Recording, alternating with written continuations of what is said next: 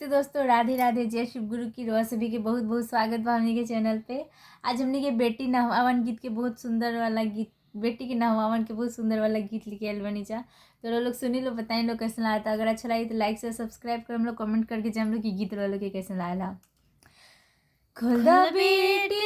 हरदी के सारी पिन्हला चुनरिया लाल, खुदा बेटी हरदी के सारी पिन्हला चुनरिया लाल,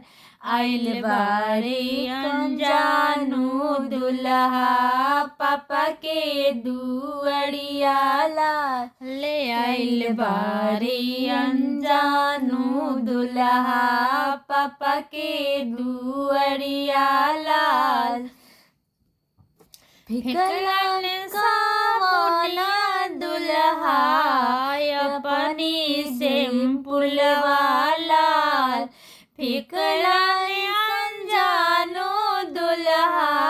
सबनिया लाल, कन्हदानी कला कला धनी, फिकलन सिंपुलिया दुल्हा दरदनी करया स्नान लाल, फिकलन साबुनिया दुल्हा दरदनी करया स्नान लाल, अपने साबुलिया दुल्हा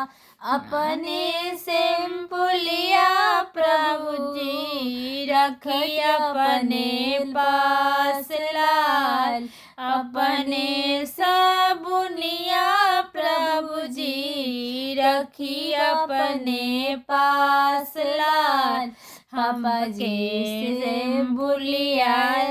प्रभु जी करब